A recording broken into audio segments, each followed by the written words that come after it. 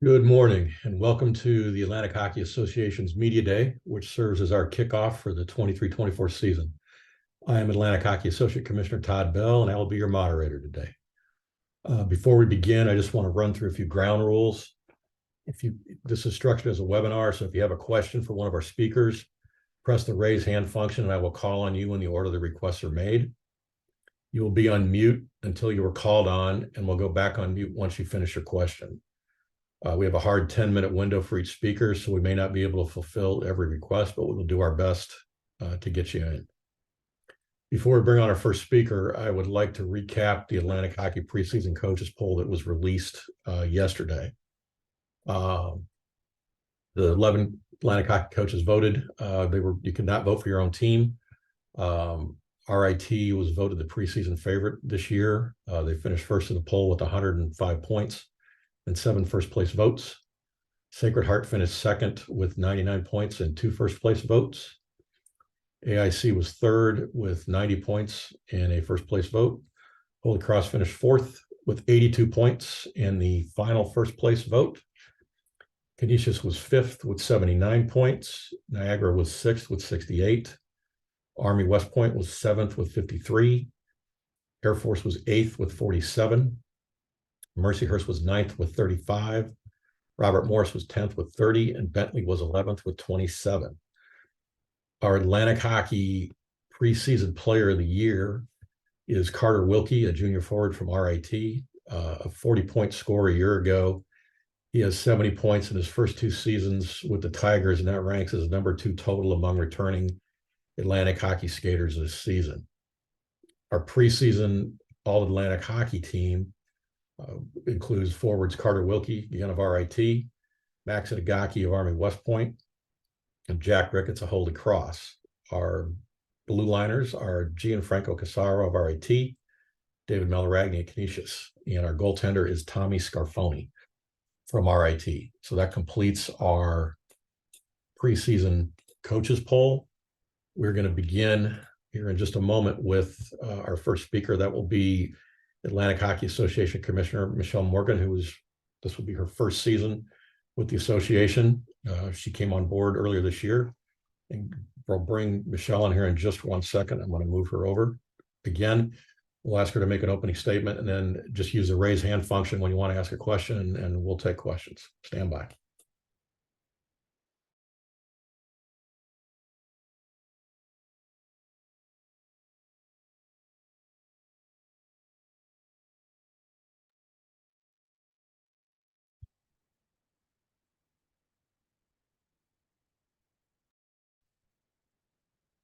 Commissioner, go ahead. I'll ask you to All make a right. statement, and then we'll take questions. Thanks, Todd. And hello, everyone. Welcome back to another hockey season. I can say that it's been a busy time for me personally and professionally, starting in this role officially in April and carrying over, overlapping a little bit with Bob DiGregorio before he wrapped up his tenure, ultimately at the end of June, since July 1st, really taking the reins. And there's been a lot that's happening. So I look forward to updating you a little bit today and look forward to hearing from all of our programs and all of our coaches today as we continue on our excitement to kick off another season. Personally, I relocated from Ohio to Boston, so learning what it's like to be an official East Coaster and the Midwest girl in me. But there's been a lot of changes also. We had a brick and mortar office in Winthrop, Massachusetts that we've now moved to a hybrid situation, working more remote. And so that's been an adjustment for all of us. As many of you know, Gene Binda Sr. retired when Bob DiGregorio retired at the end of the season, and we brought on another Binda. So we brought on Gene Binda Jr. So Gino started with us as of July 1st as our supervisor of officials, and we really look forward to him. Somebody that spent a lot of time as an official on the ice in different leagues at different levels, and so certainly comes with a lot of experience, and we look forward to having him with us this year. We've also extended a partnership with Flow Sports for the year, so all of our games for the 23-24 season will also be streamed again on that platform. A lot of other exciting changes and adjustments this year. We welcome Andy Jones from Bentley as his first season as a head coach in this league at Bentley. Robert Morris is back. They have hockey back in Atlantic hockey this season, and so we look forward to having them hit the ice on October 7th against Bowling Green, and the conference office will be there to see that and welcome them back into the league. I really believe that this is probably one of the most balanced leagues in college hockey. And I'd say that, the title is really wide open as it's ever been. Sometimes you hear that a lot in different leagues, but I really believe that. We've had 4 teams that received first place votes in our league preseason poll. So RIT, AIC, Sacred Heart, and Holy Cross. But there was also 4 teams that received votes in the USCHO preseason rankings. Those were RIT, AIC, Canisius, and Sacred Heart. We're excited to have all of our full field of member teams with 11 schools back in our postseason tournament. And congratulations in particular to Coach Wayne Wilson at RIT, as he was chosen to be the preseason favorite to win their 6th AHA regular season title. I think it's important to some of my personal goals in this role and things that I look forward to implementing and working with our student athletes, our coaches, and our directors across our 11-member league. I'm really looking forward to elevating and streamlining some of the operations and functions of the conference office. So a lot of the behind the scenes aspects of things in order to make our operational functions a little bit more supportive of our coaches and our programs, and just to ease a lot of the back end things that it takes to operate a conference office. We're also working to elevate our overall brand. I think that there's an opportunity to better tell our stories of what our young people are doing, not only on the ice, but off the ice, and really showcasing all the special things that our league is doing and the people that make up our league and accomplishing throughout the year. With that, some of you may have heard that this year we will really use to work behind the scenes as effective for the 24-25 season. There will be a merger between Atlantic Hockey and our sister conference, College Hockey America. Currently, office structure is shared amongst commissioners and league personnel and conference office staff. And so we'll really work to do a comprehensive brand audit with a third-party vendor. This work will include engaging key constituents, so all member institutions, internal and external folks, really understanding what does Atlantic hockey mean to them, and how can we better elevate that as we merge into one. And with that will likely come the evolution of a new brand identity. So the logo that you see behind me has been here for some time, and we'd like to give it a little bit of a facelift. And so go through the process and what that might look like. And this year will be, it'll take us probably a year to get to that point, but very excited about the future and what that opportunity means for us. With that, those are opening comments and thoughts, but I'm happy to answer any questions. So Todd, I'll turn it back over to you. And you can let me know if there's anything I can answer for anybody in particular. Okay, thank you. We do have a question already from Ken McMillan. Give me 1 second to move him over.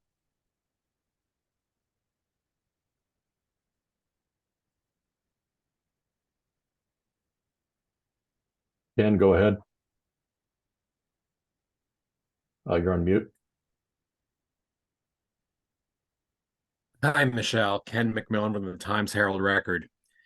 What do you see as the health of Atlantic hockey and its members? And secondly, why did you want this job? Thanks for the question, Ken. I'm going to start with the second part of your question first, and then address the first one related to health and how my initial assessments of the league. Hockey's in my blood. I grew up playing. I grew up in Chicago. I grew up in a blue collar working class family. My dad was an athlete. He played baseball. He played in the Detroit Tigers minor league system many years before I was born. And so he was bound and determined that my sister and I would play baseball or softball. And I chose hockey instead. And I didn't get to play until I was older. We lost my dad when I was young, and so mom said, Michelle, I can't afford to put you through hockey. It's so expensive. And so until you can get a job and help pay for it. So, you know, I've had a lot of times in my career where I've been engaged with hockey, not only as a player, playing 4 years at the University of St. Thomas in Minnesota, at the time was a D3 institution. But I really took opportunities in working with the Chicago Blackhawks and the Minnesota Wild, and cutting my teeth in the sports world, and that career really excited me. I spent time at back at St. Thomas at my alma mater, with a pretty successful hockey team at the time. And so amongst all 23 sports I was involved with, but hockey was there. When I transitioned to be an athletic director at John Carroll University, they didn't have hockey at the varsity level, and I missed it. Cleveland is not a booming hockey market. And so I think although I enjoyed it and I learned a lot, I knew that I wanted to come back to my roots and in some ways give back to a sport that really has molded me as a professional and as a person, and taught me so many life lessons. And so this opportunity, when it was presented, really interested me to be entrenched in a sport in a lot of different facets, to take my skill sets of management and knowing the collegiate athletic scene and working at a high level in various NCAA committees, and really looking to elevate in many ways a structure that was good. How do we make incremental adjustments to make it better? And so to dovetail that into your question related to the health, as I view it, of this league. We have 11 member institutions, and it's no secret to anybody else that, our conference makeup of member institutions is really diverse. We have large, we have small, we have service academies, we have public, we have private. So in addition to the traditional geographic footprint, there's a lot of demographic type differences. However, the common thread that brings all of us together is the support and the love for the game of hockey. I think that this league has been misperceived often in terms of maybe what we have not offered or what we don't do versus the good things that are happening and truly the competitive aspect that all of our coaches and teams are committed to and working through year over year. I think the landscape of college sports is changing, and as a single sport conference, that's not something that hockey is immune to. But I do think that we probably have a little bit more stability in the sport of hockey than maybe what we're seeing in some of the other rapid changes or realignments across multi-sport conferences nationally, especially at the Division I level. Okay, well, we were right up at 11:15. Commissioner, thank you for your time. We're going to move on to our first head coach. But Commissioner, thank you for joining us. Thank you.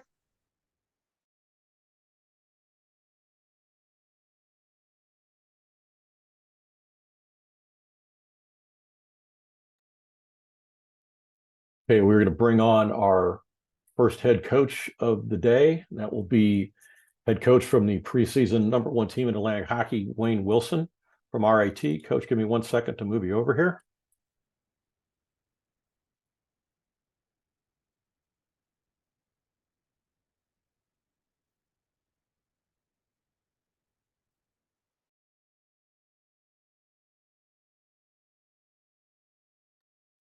Coach, you're on if you want to, like to ask you to make an opening statement, and then we will take questions. Thank you for joining us today.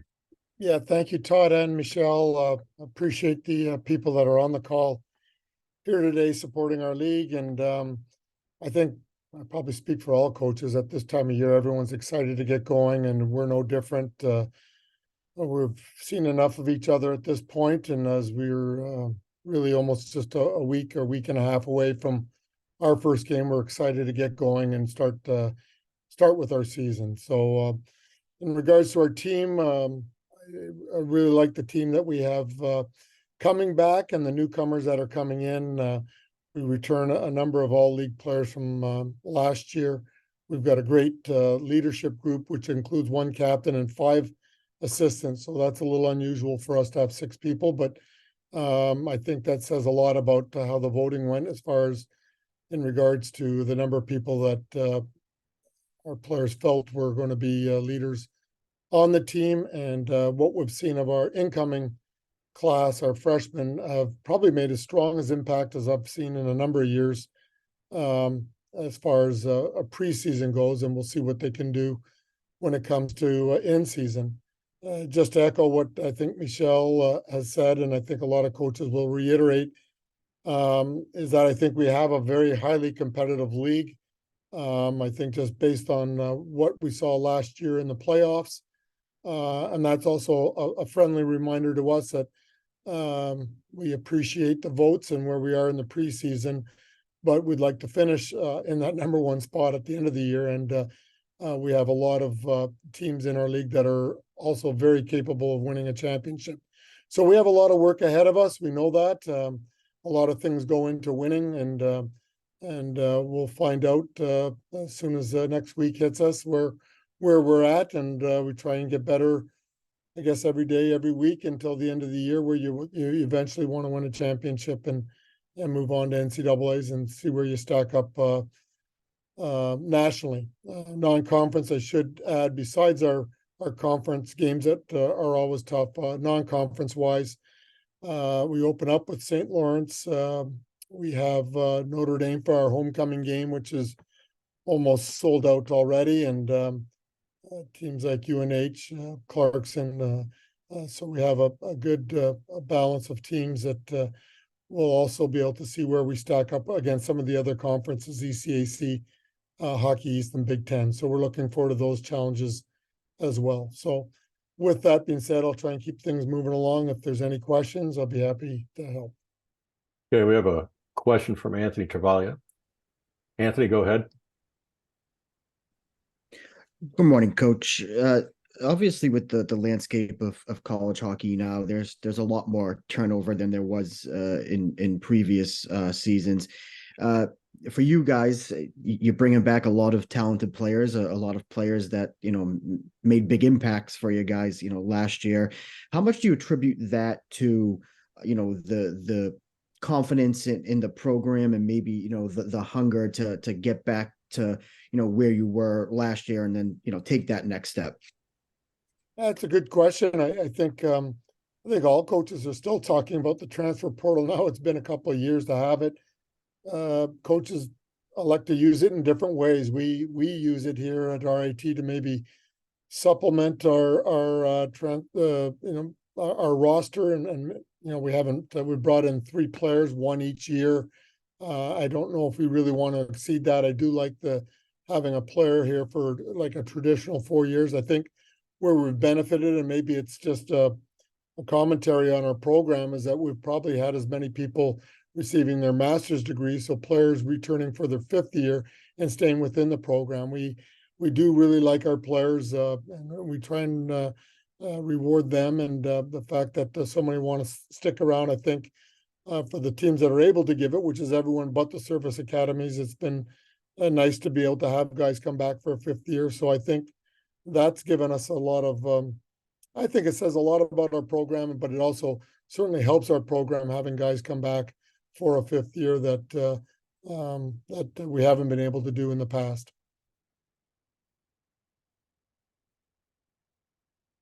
Question from Chris Lurch. Chris, go ahead. Hi, Coach. Chris Lurch, US College Hockey Online. Just building on that question about I think you had 4 grad students last year. I think you have 4 again this year. When does the planning for that come in to play during the season? And also, go ahead. Oh, well, yeah. We talk to the players right away. Anyone that wants to come back for another year, we'll take back, is really kind of our philosophy. They're one of us, and if they want to come back, and we talk about their role on the team as well, because I want them to know what they're getting into. But we've been very, very fortunate to have the players return, and I think the biggest thing for us is really, our players have been on scholarship, but our first recruiting class with scholarships is this particular freshman year. It also makes it easier for players to come back and want to get their masters when we're paying for it, versus them paying for it. So that's been a big difference. But we have those conversations as we get close to finishing up. So finishing up what would be the fall of a 2024 incoming class. We'll check with our players first so that obviously we're not going over in the number of players we want. We want to have a 26, 27 man roster. We don't want to go beyond that. I like a smaller roster. I think all you really need is one player to motivate your players. Some people like the bigger rosters. That's their preference, but we like a smaller roster. We want guys playing, and I think it just for your culture, I think it fits better for us anyways, speaking on our behalf, better for us. So we have those conversations very early. We've already had them for next year already. So we know what we need to recruit and who's coming back. Is there a second part there, Chris? Just is this the last year of guys getting the COVID year? The guys that were freshmen in 2019, 2020, they're grad students now, correct? So this year seniors can come back for one more year, and that'll be the end of that. We also use it even to balance some of our classes because I like balance. I don't like heavy classes. I didn't want to be stuck with 15 seniors and grad students coming in where, all of a sudden your team dynamics is going to be, you better hit on those guys because those are the guys that are going to bring you through the 4 years. So I think you'll see the transfer portal calm down to a certain degree when this 5th year is over, but there'll still be transfers and there'll be, I guess, more undergraduates more than anything later on. Okay, we have time for one more question for Coach, and that'll be from, give me one second here, Oliver Francis from Seymour Sports. Oliver, go ahead. Hi, Coach. I know what Tommy means to you guys into your program. What's one thing that you see him do every day that maybe he doesn't get enough credit for? Oh, good question. A real good question. He's a very determined, confident player, and he wants to get better.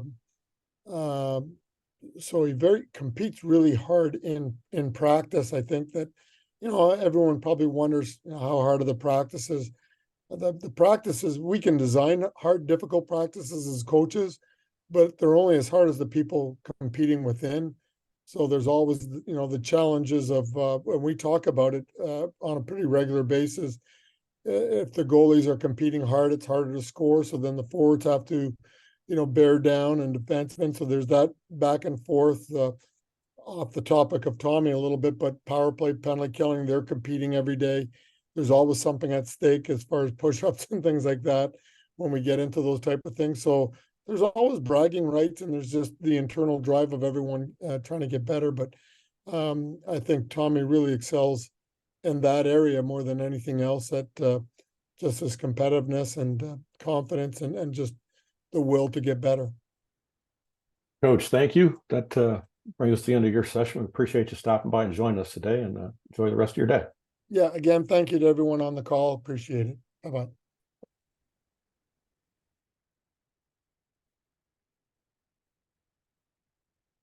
Okay, our next coach up will be Eric Lang from AIC. The Yellow Jackets were picked to finish 3rd in the preseason coaches poll this year. I'm going to bring Coach Lang over and ask him to make an opening statement. Give me 1 second.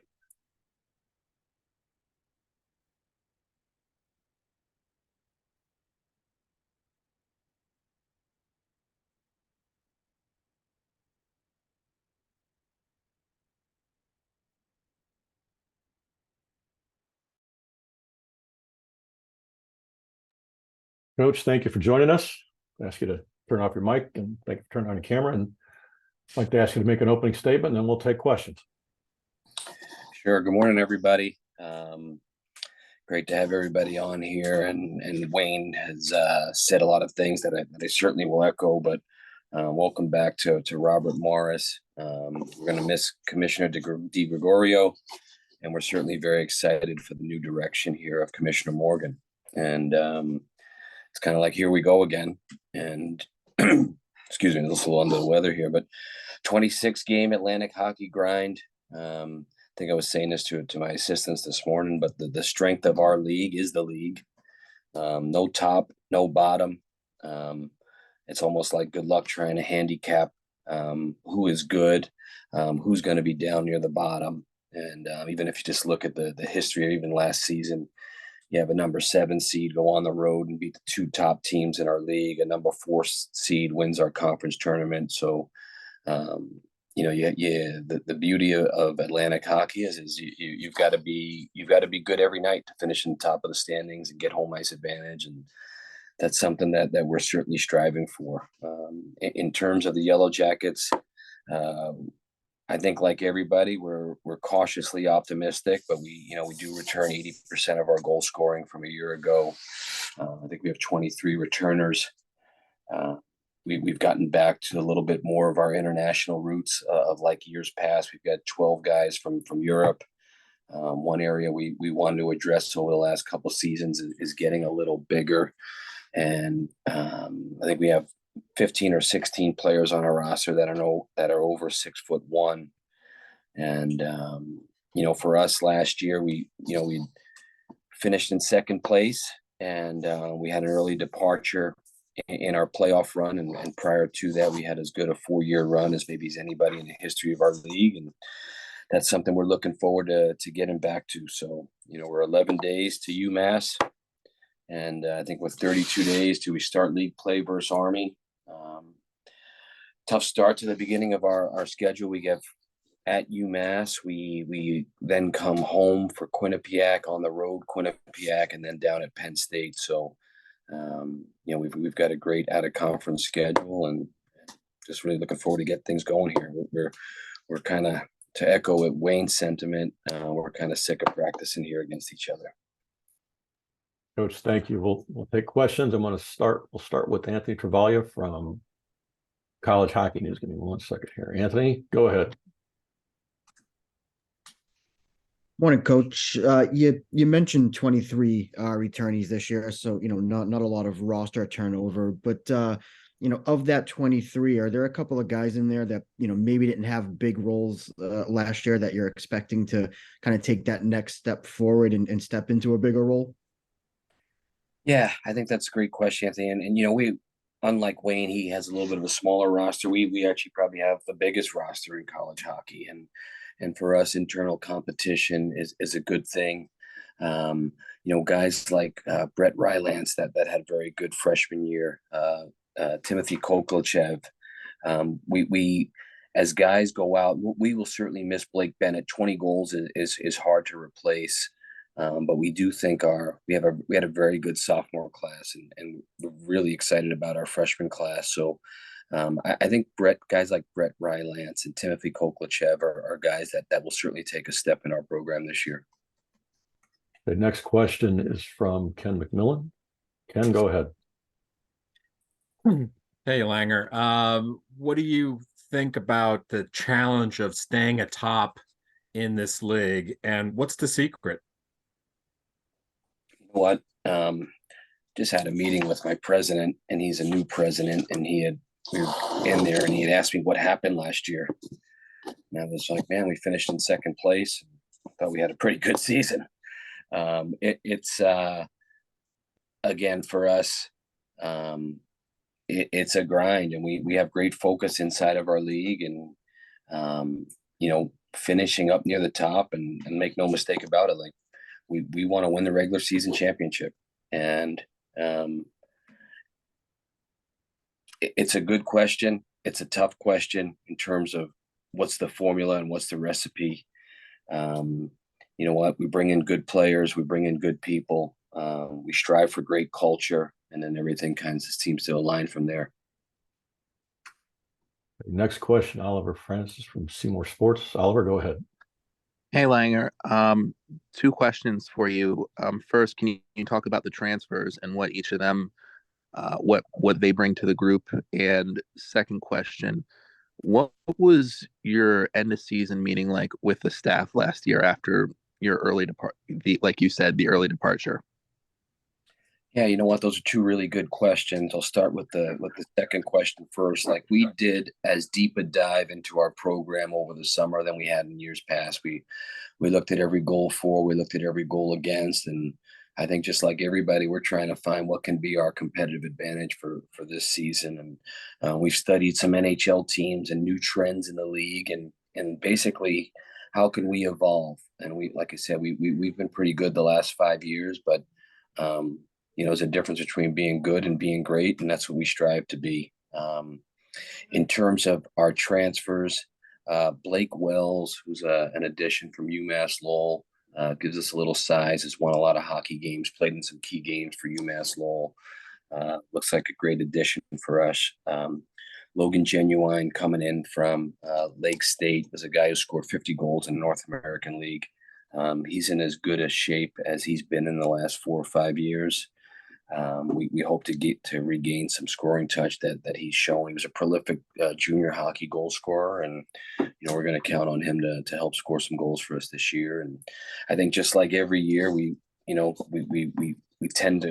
lost some really good players over the years. 2 years ago, we had lost Player of the Year, Rookie of the Year, Defensive Forward of the Year, Goalie of the Year, and last year we lost probably our best defenseman, who's headed to UNH, and I think that's the new old dilemma of Atlantic hockey and the transfer portal. I think we've for the most part, similar to what Wayne had said at RIT, our additions have been small in the transfer portal, piece here, piece there. Okay, next question, Chris Lurch from USCHO. Chris, go ahead. Hi, Coach. Thank you.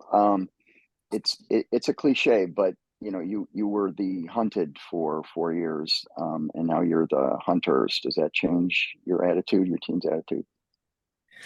It's a great question, Chris. I don't think we, in the last 3-4 years, when we were a preseason number one, I don't think there was any undue pressure that we had put on ourselves. I can tell you with the coaches poll, I sit down with my 13-year-old daughter, my 11-year-old son, and my 9-year-old daughter, and I tell them who's returning what, and we sit down, and it's an exercise we do. So in essence, my kids have picked our preseason poll, so I don't get too crazy on who's picked where. It's to what Wayne said is where you finish at the end here. Okay. Coach, what do you think makes this league so competitive, as you and Wayne have talked about? What is it about Atlantic hockey that makes it such a grind every night? I think when you look at the other leagues in comparison to us, I think there's a clear top and a clear bottom. And I don't know if when we look at Atlantic hockey, if we can determine who's going to be in the bottom of the league. And quite honestly, hey, at the end of the day, maybe our top isn't as good as Michigan and Boston College, but we don't have any nights off in our league. And again, I go back to a number 7 seed going on the road and beating the top 2 teams in a playoff series, and that's pretty prolific. And Canisius, who goes on to win our conference tournament, up until the last weekend of the year, looked like they were going to finish in 7th or 8th place. So it's the beauty of our league. The strength of the league is the teams in the league, and we've got a lot of great players. Our league has evolved. We're doing a better job out of conference. We're doing a better job of getting home games and getting great opponents in our buildings. And under our new commissioner here, exciting times are ahead for Atlantic hockey. Coach, thank you for your time. We appreciate it, and enjoy the rest of your day. Thank you.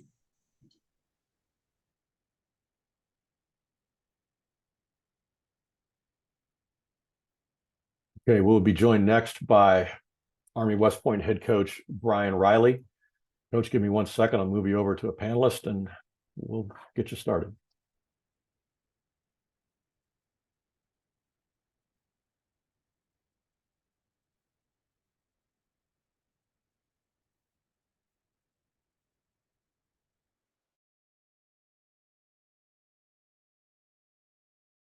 Yeah, Coach, there you are. If you could turn your camera on, we'll ask you to, and your microphone, we'll ask you to make an opening statement, and then we will take questions. Thank you. Hey, Todd. Thanks to everyone for being here. Like Langer, I'd like to start off by welcoming Robert Morris and Derek Schooley back into the league. It's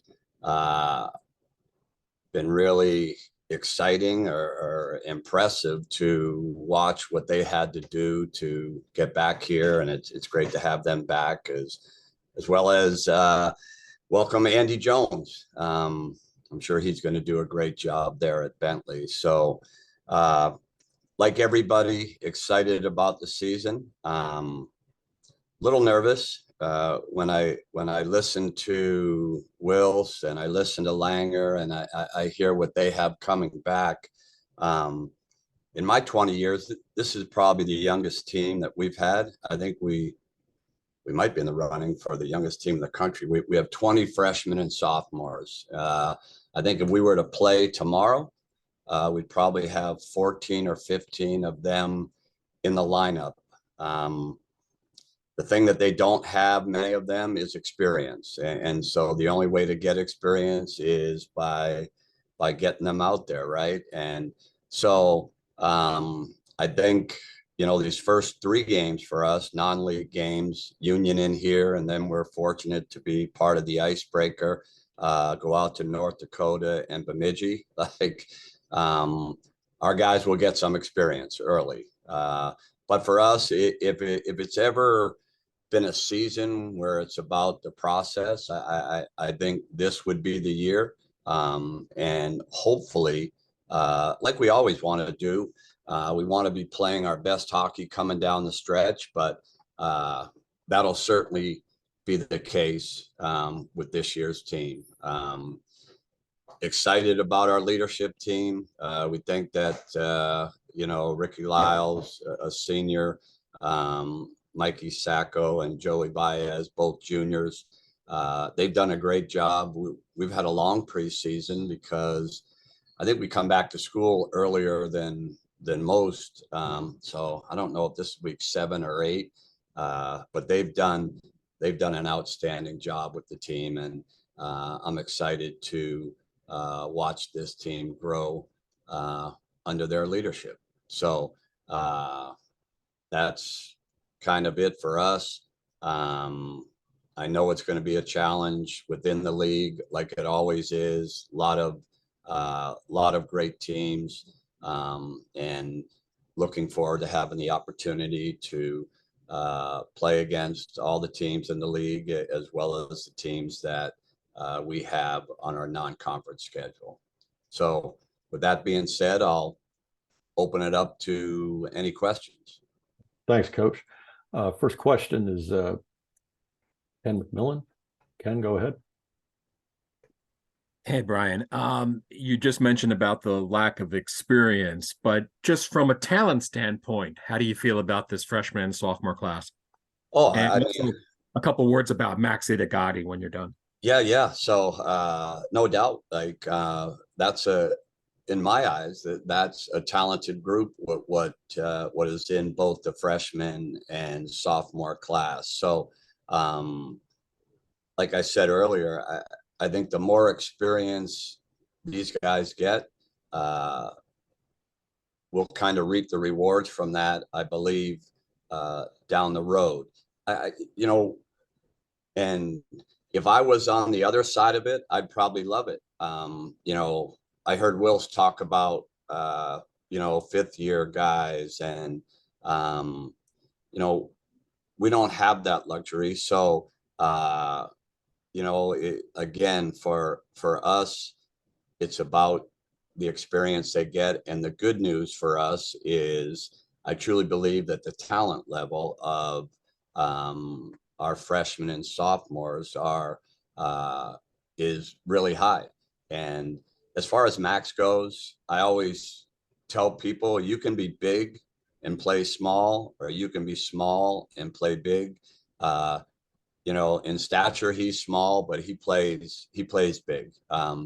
And I think the other coaches would agree. I mean, he's just got a vision that I haven't seen with anybody that I've had the opportunity to coach. I mean, he will find you if you play on a line with him. You know what? You need to be ready to get the puck, because even when you don't think he can do it, he does it. So for us, we're excited to have him back. We're glad that he's on our team, and I'm excited to see what type of year that he has, in his second year with us. Thanks, Coach. Next question is Oliver Francis from Seymour Sports. Oliver, go ahead. Hey, Coach. Two questions for you. Can you talk about the history of how you guys have used the prep school to develop some of your plebes, and how is Brent? Well, and my second question would be, how is a guy like Brent Kiefer looked, who's your most recent graduate from the prep school, for you guys this year? Yeah, so for those you don't know, what Oliver is talking about, they have at the two service academies prep schools right on their campuses, where usually kids that go to those schools are kind of below the peg point from an academic standpoint. So they go there and they get a year of, academic preparation, but they're also kind of indoctrinated into the military. The strange thing about us is there's no hockey team there. So 3 years ago, it was Mikey Sacco who, and all three of these, Mikey Sacco, Owen Nolan, and Brent Kiefer, I think what it shows you is how determined that they were to get or to come to West Point. They knew that they wouldn't play hockey for a year, but that didn't stop them. They were, like I said, determined to get to West Point. Mikey Sacco is one of our captains. Owen Nolan, I think you'll see him on the ice this year, defenseman, and Brent Kiefer. He's had an outstanding preseason here for us. So this is something that I don't want the admissions people here at West Point to get us in the habit of, like sending kids to the prep school and not playing hockey for a year. But it has worked out so far for the three young men that are on our roster. The next question, Anthony Travaglio from College Hockey News. Anthony, go ahead. Coach, you mentioned Joey Baez and his leadership, and obviously he took a big step forward on the ice, last year. But how have you seen him, mature not only as a hockey player but as that leader in the room? Yeah, I mean, great kid. Loves hockey, loves the game, and he loves to score. And so I always say this about goal scorers, the best goal scorers, they love to score, like whether it's practice, whether it's a game, and you know what, he's a goal scorer. He can shoot the puck like nobody on our team. Like you said, Anthony had a breakout year last year, 20 plus goals, but I don't think people have the opportunity to see the competitive side of him, how bad he wants to win. Yeah, he loves to score, but he wants to win. And as a result, I think that's why his teammates and the staff elected him to be one of our alternate captains. So glad that, he's not a senior, and like Max, who had a great year last year, excited to see Joey this year and to see what kind of season he can put together. But I know that he's going to do a great job as far as being a leader, one of the leaders in our room. Coach, thank you. We reached the end of your time. Appreciate you joining us today, and enjoy the rest of your day. All right, Todd, and thanks to everybody for being on the call.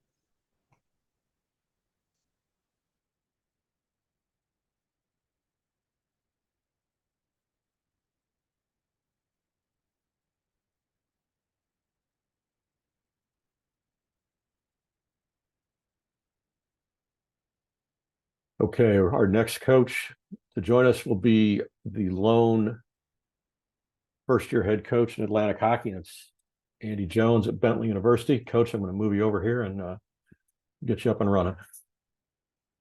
Just a moment. Okay, Coach, you're on. If you could please turn on your camera and your microphone. I'd like to ask you to make an opening statement, and then we'll take questions. Todd, all good here for camera? Not seeing you, but it's showing your camera is on. Okay. But you want to go ahead and begin your statement, we'll get started here. Sure, no problem. Oh, certainly thanks for organizing the call and everyone that's participating in the call.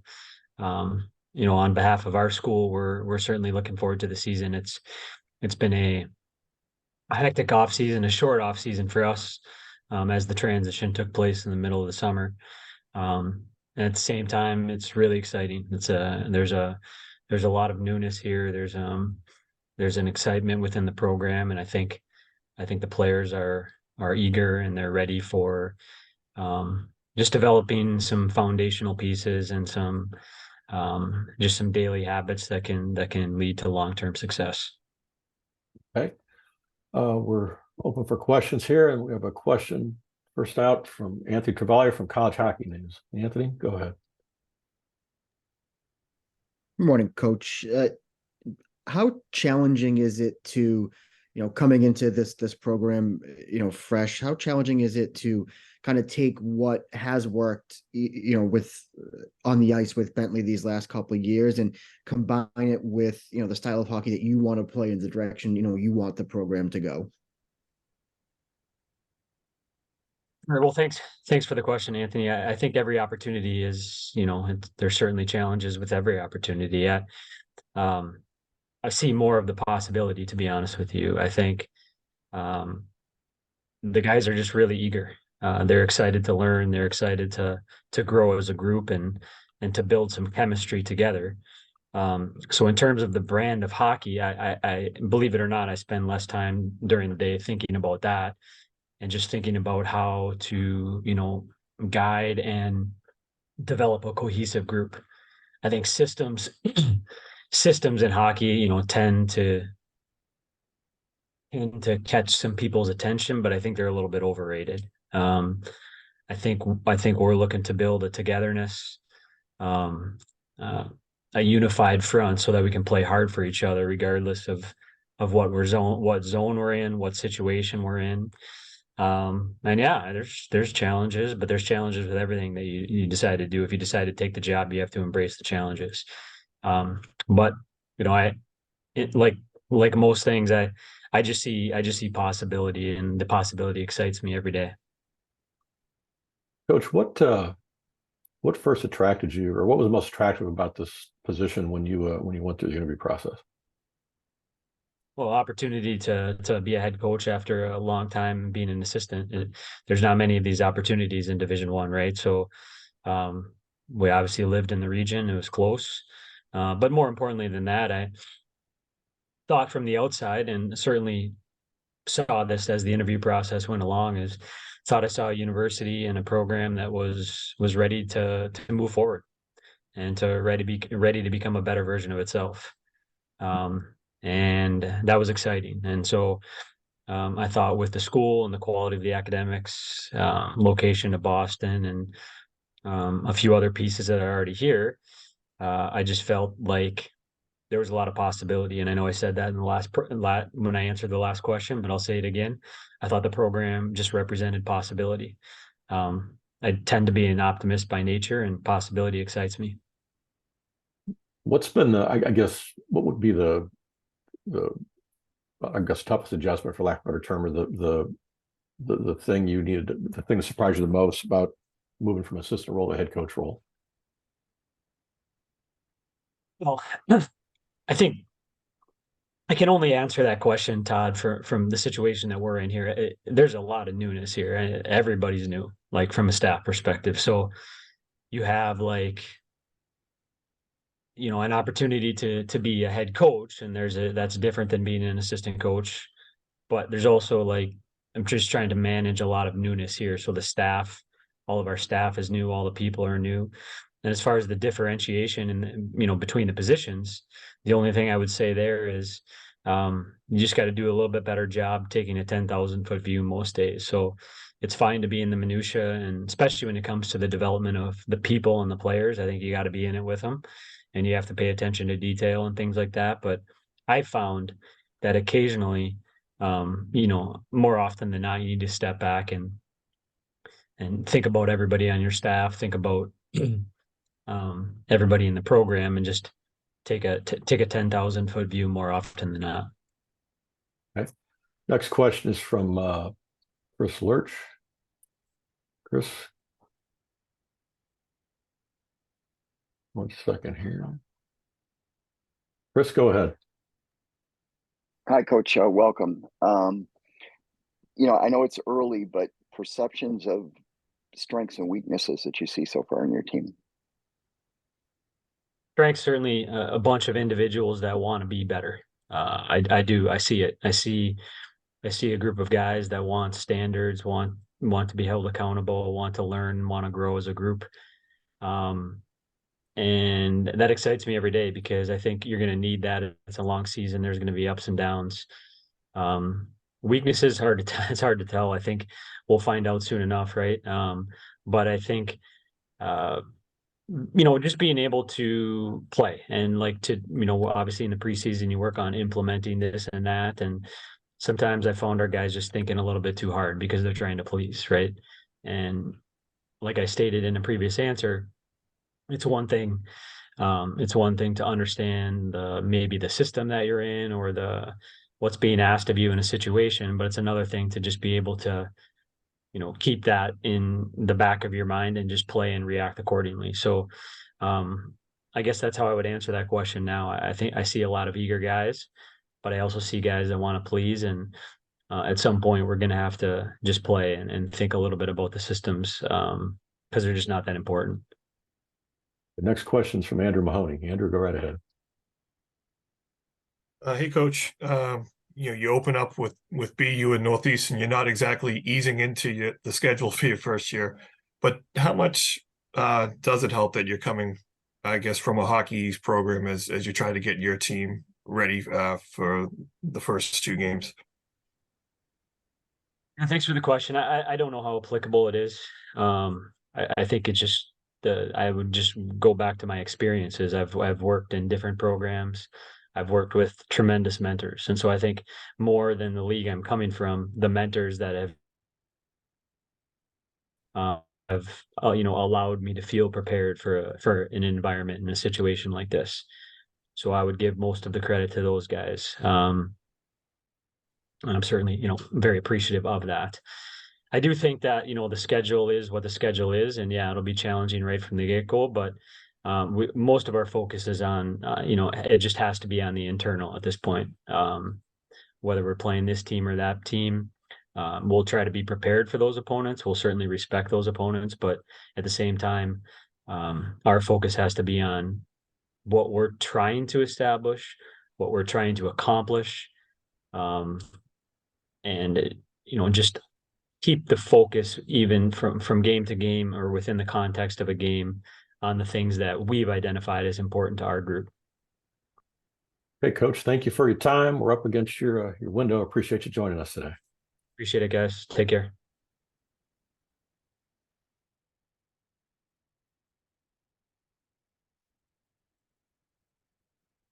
Okay, we'll be joined next by Canisius head coach Trevor Large. The Griffs advanced the NCAA tournament last year after winning the Atlantic Hockey postseason title, as a couple of coaches have mentioned. Coach, we're bringing in as a panelist. I'd like you to flip on your camera. I'd like to make an opening statement, and then we'll take questions. Thank you for joining us today.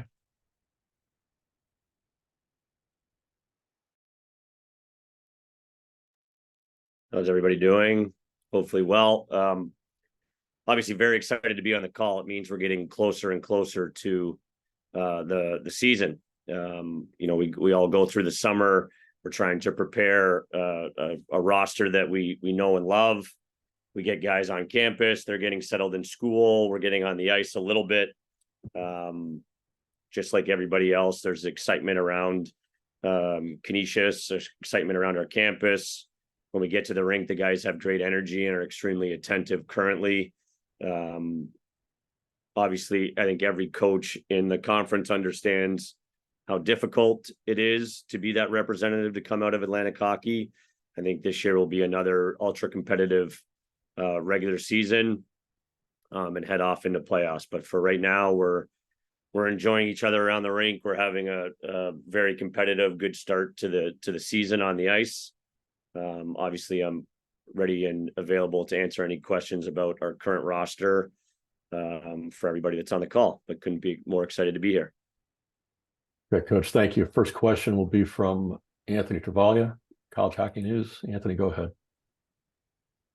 Coach, obviously in net last year, Jacob played a huge role for you guys, especially, down the stretch and through that playoff run. Is it too early to tell, or, do you kind of have an idea of how you want your goalie situation to play out, at least, to start the season? Sure. Very logical question, Anthony. In net, I would say we are obviously relatively new with Barcheski and Hawthorne, graduating and moving on. There's an opportunity there for whomever was going to be on our roster in terms of goaltenders. It's early, but by all early evaluation, it looks like David Fessenden, transfer from UNH, is going to get the first opportunity, in that starting role for us. He looks very experienced, very prepared, knows college hockey, and it looks like he's definitely ready to perform at this level. That's very exciting for our staff, our players, and it looks like David will have that starting role. But he has some competition there, and we're excited about him. We're excited about the goalie group and what the future looks like in net for the Griffs. Next question is Rachel Lindsay. Rachel, go ahead. Hi, Trevor. Thanks for joining us this morning. You alluded to this earlier. You have transfers. There's roster turnover on this team. How do you remold and reshape this roster after going to the NCAA tournament and continue the pursuit of another NCAA tournament berth? Right. I mean, as soon as you go through a year like that, that's the next step is how do you do it again? I think this era of college hockey maybe has more turnover year to year than in the history of the program. So what it does, and it's been you're setting up your roster. You're trying to find the right people. You're trying to find the right players that are going to fit. There's no, hey, we graduate this player, so let's bring him the exact same player, because that's impossible. But we know how we want to play.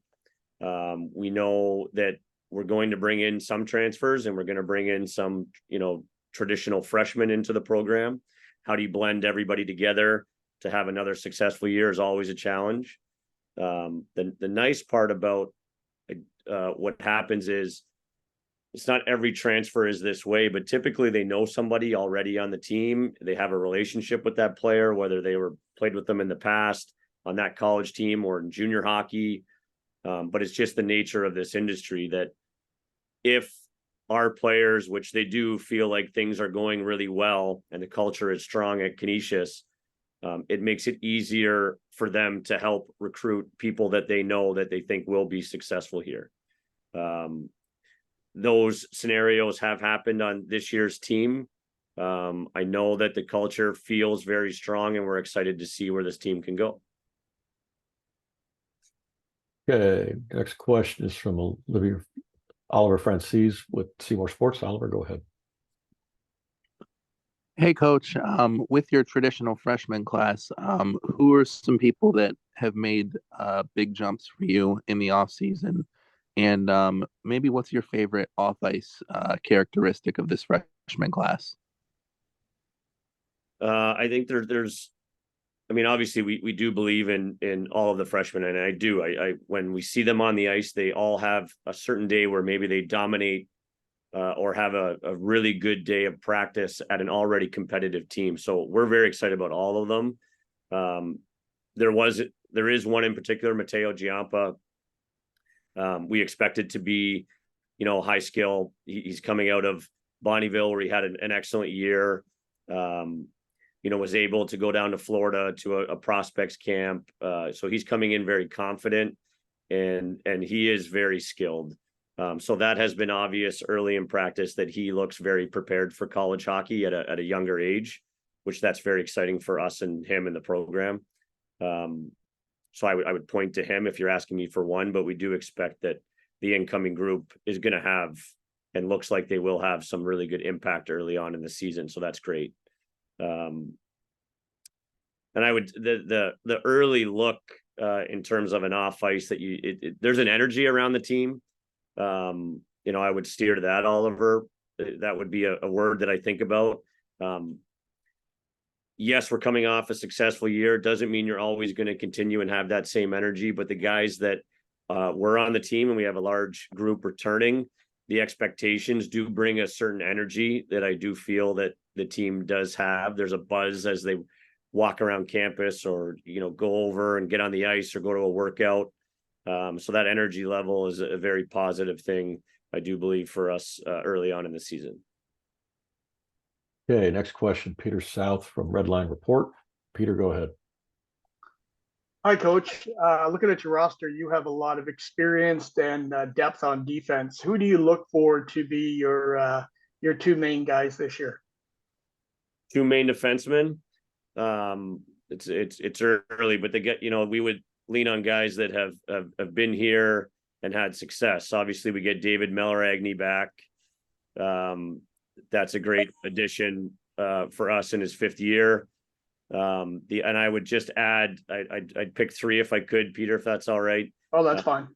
Jackson Decker had a really good end of season last year. He was on the all tournament team for us, had a great second half and playoff. We're going to lean on Jackson quite a bit. And another fifth-year guy, Hudson Lambert, is ready to continue the trend that he was on. So those three are older guys. They're very experienced. We're going to lean on them early and often. And there's guys that are right on their heels as well. So that's a great thing for us. Okay, and we had a question from Chris Lurch. Chris, go ahead. Hi, Coach. Building on your comment about blending everybody together, the guys already on the team, the freshmen, and then the transfers. Is between the freshmen and the transfers, is their acclimation different, or do you use the same process? Same process. I think everybody needs to realize, like, step one is you have to get, you have to be welcomed and valued when you come to campus. So we're trying and working very hard with leadership and the rest of the players to make sure everybody feels that when they get here. There's a natural comfortability to, you need to be on campus. You need to get to a class. You need to start to understand where buildings are and what they're called and where to go. Once you're able to do that, and our culture does help guys get there very quickly, well, then we can start to get into hockey a little bit. But in terms of, transfers and freshmen, they have to go through that same process. They've heard all the messaging that we talk about through recruiting, but then proofs in the pudding when people show up on our campus and start to wear the crest. It should feel different. And I believe our guys have all of those good feelings about the program. They do feel welcome and valued for who they are. And then that gives us a chance to get after it when the games start. Coach, thank you for your time. We've reached the end of your window. Thank you for joining us today, and enjoy the rest of your afternoon. Thanks, Todd. Appreciate everybody.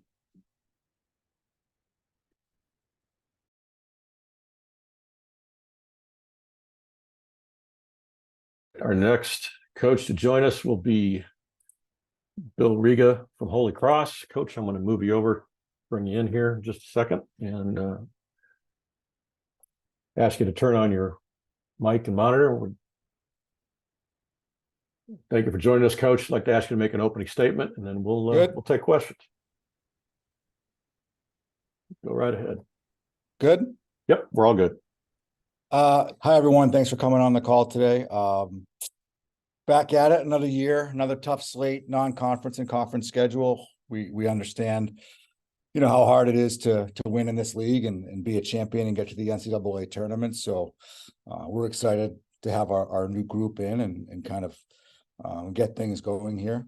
Certainly trying to build off the end of last year. I wouldn't say the whole year was the way we wanted it to go. And just get to the end of the road here and win one more game. And that's our goal this year. Okay, our first question will be from Anthony Travaglia at College Hockey News. Anthony, go right ahead. Coach, you just mentioned it there, but with the way that you ended the season and where you end up getting to, has that kind of translated into a different type of confidence, from the team as you've started to hit the ice here? Yeah, I mean, I think I just want to see the hunger to get to that point again and have a different outcome. I told a couple other people, and I've actually told the team that the most important factor to our success this year coming up has already happened. It's how did we take the end of last year and put it into our summer training? And so we'll see how that goes. But our off-ice training and our testing was really good this year. So I think the guys have taken that and want to prove that it wasn't just a good run, that we're a good hockey team, and we can do better in the standings this year and hopefully get back where we were. Coach, what do you think the key was to your run to the championship game last season, and how do you capitalize on that momentum coming into this year? I think it was partially just getting a year and a half into what we're trying to do here to build an identity to how we play and how we do everything really.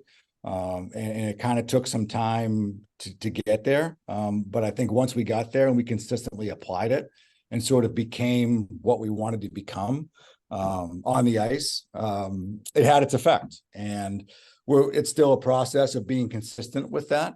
But as we got more consistent with it and bought into it 100%, we started to get the results. It wasn't perfect. We had a couple of hiccups along the way, but certainly picked up momentum and brought us, very close to one of our goals. When did it feel like things were really starting to click last season? I would say it happened right before Christmas break, the Air Force weekend, right before Christmas break. And then we came back and had a good win on against New Hampshire to kind of get us going as well, and kind of picked up the second half of the year. But if I had to pinpoint it, when we went out to Air Force and had to sweep that weekend against a really hard team to play against, especially out there, and it's always a battle. That sort of gave us a hint of how we need to play every day to be successful in this league. Question from Anthony Travaglia again. Anthony, go ahead. Coach, you get 8 newcomers to the program here. Of that 8, is there any that has kind of stuck out early on in practice? I don't want to single anybody out. I think just looking at the class as a whole, we've just added a bunch of size to it and some guys that are really hard to play against and up the middle and on the back end. Our goaltending is intact from last year, so it's not a freshman goaltender.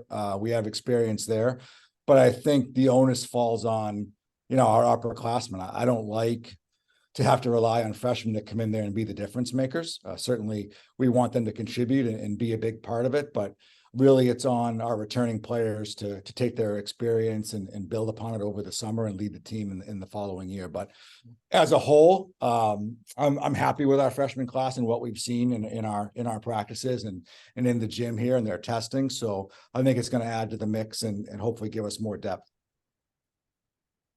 Got a follow-up from Anthony. Go ahead.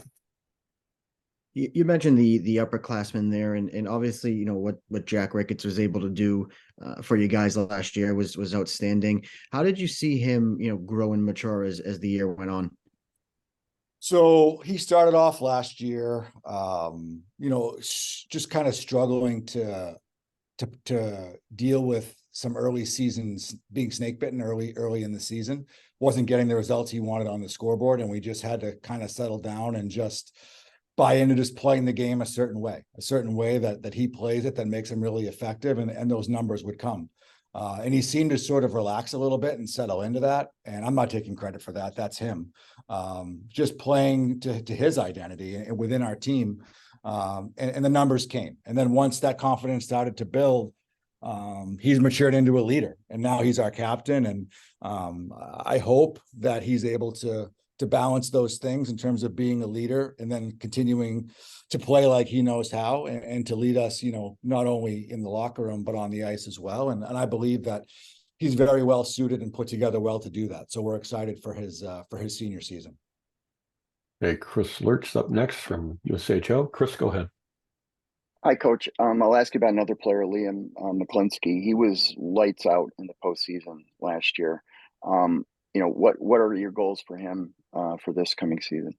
So coming into last year, he played 2 games, his previous stop at Quinnipiac, and it was because they were so good and brought in so many grad transfers. He just wasn't getting an opportunity. So having recruited him there and coming here, he just needed to play. He needed experience. He needed to get out there and show what he could do. And I think he caught everyone off guard a little bit with how good he was defensively and how well he could penalty kill.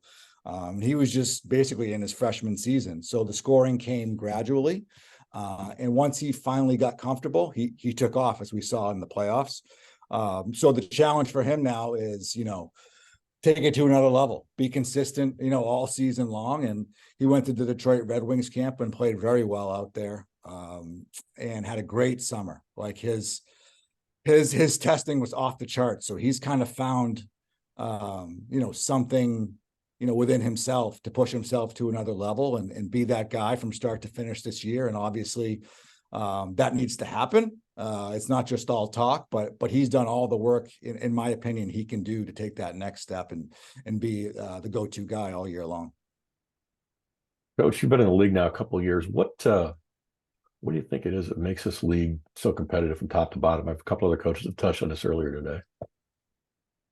I think in general, it's coaches do a really good job of building rosters and reloading. And I also feel like there's a lot of older players in our league, and it's physical and it's good size, and it's tough sledding. So you need to find a way to generate offense and be consistent. It's heavy, and it's a little bit muddy at times, and you need to find a way to grind through it and be successful over time. And it's just about, finding ways that your team has its identity that will be successful in the league. And you got to go through those things a little bit for a couple of years before you can get there and see what it takes to win here. And I hope that we found out what some of those things are, and we can be, taking steps, towards moving up the standings and playing at home in the playoffs. Coach, thank you for your time today. We appreciate you joining us, and enjoy the rest of your afternoon. Thanks, everybody.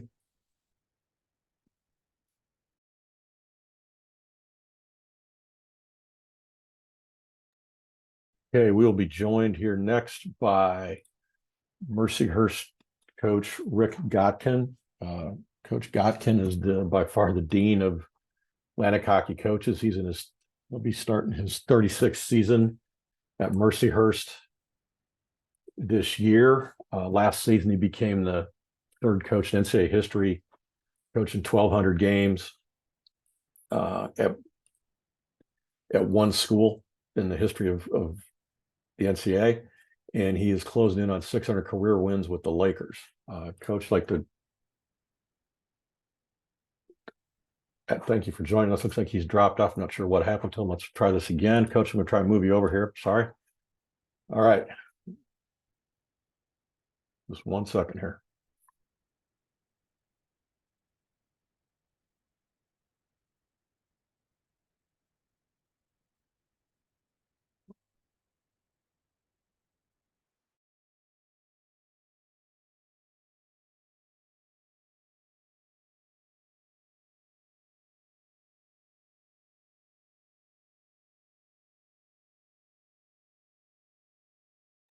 Coach, thank you for joining us. We ask you to turn on your mic and your camera and make an opening statement, and then we'll take questions.